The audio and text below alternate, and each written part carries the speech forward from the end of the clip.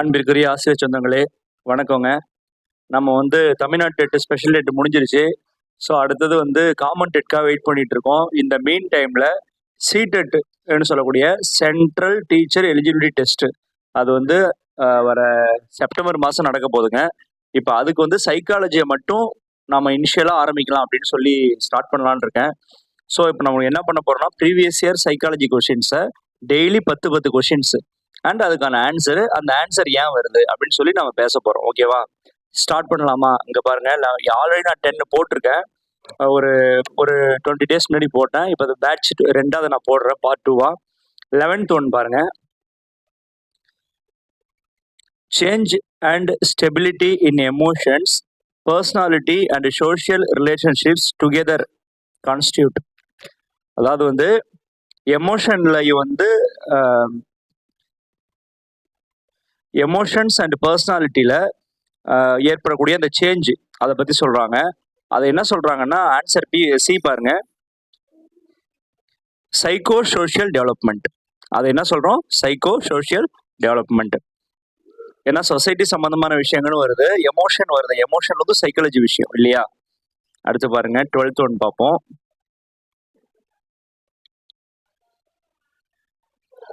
Which of the following correctly describes culturally responsive teaching? அதாவது culturally responsive டீச்சிங்னா அதில் என்னென்ன criteria இருக்குன்னு கேட்குறாங்க. அது இன்டென்ஷனலாக இருக்கும், அடாப்டிவாக இருக்கும், டிஃப்ரென்ஷியேட்டராக இருக்கும். ஏன்னா எல்லா இந்த இடத்துல டிஃப்ரென்ஷியேட்டர்னு என்ன புரிஞ்சுக்கணும்னா, பல்வேறு வகைப்பட்ட மாணவர்கள் வகுப்பில் இருக்காங்க. ஏன்னா நம்மளோட வகுப்பு ஒரு இன்க்ளூசிவ் கிளாஸ் ரூமு.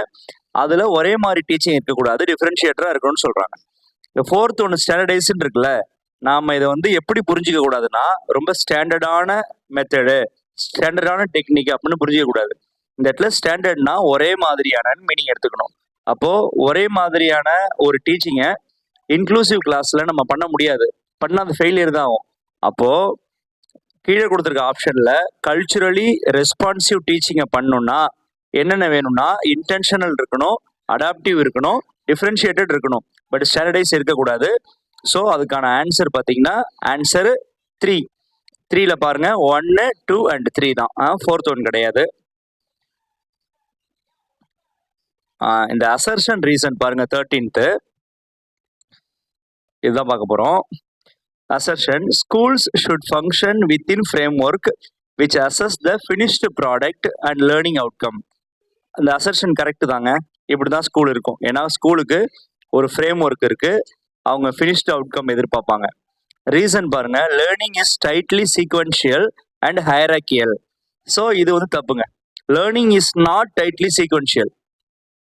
ஓகேவா? அப்போ இதுக்கு நமக்கு ஏ கரெக்டு அண்ட் ஆர் தான் தப்பு. அப்போ பாருங்க, A is true but R is falls.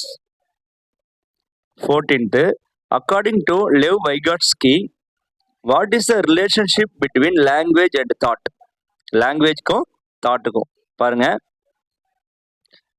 Language and thought are complex interrelated process of development. So லாங்குவேஜும் தாட்டும் காம்ப்ளெக்ஸான விஷயம் அண்ட் ஒன்றுக்கு ஒன்று இன்டர்ரிலேட்டட் ஆனது. அதுதான் அப்படிதான் வைகாட்ஸ்கி சொல்றாரு. ஓகேவா? வைகாட்ஸ்கியை பற்றி நம்ம நிறைய படிக்கணும், வைகாட்ஸ்கியை பற்றி நிறைய கேட்பாங்க. அடுத்து பாருங்க, 15th one.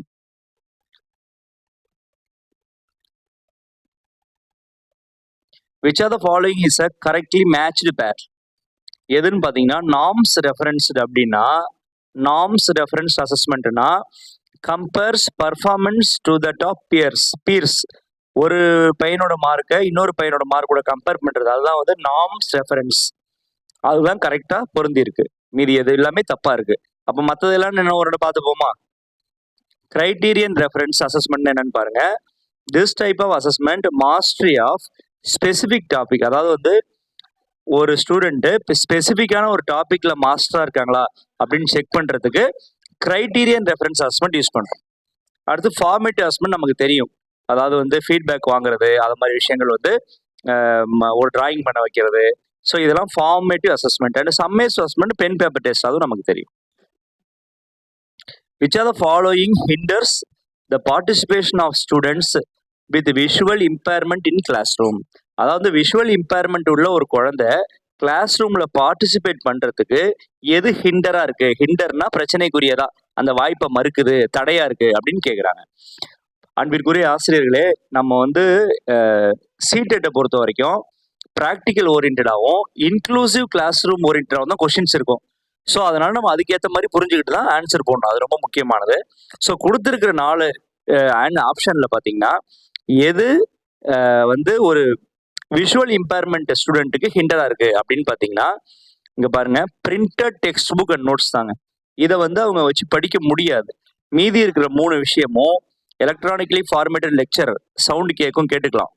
Raised line drawing, அவங்க மேப் அந்த கையை வச்சு அவங்க அழுத்தி பார்த்துப்பாங்க. டாக்டிக்கல் மாடல்ஸ், இது 3மே வந்து யூஸ் ஆகும். இந்த பிரிண்டட் டெக்ஸ்ட் புக் தான் அவங்களுக்கு பயன்படாத ஹிண்டரா இருக்கும்.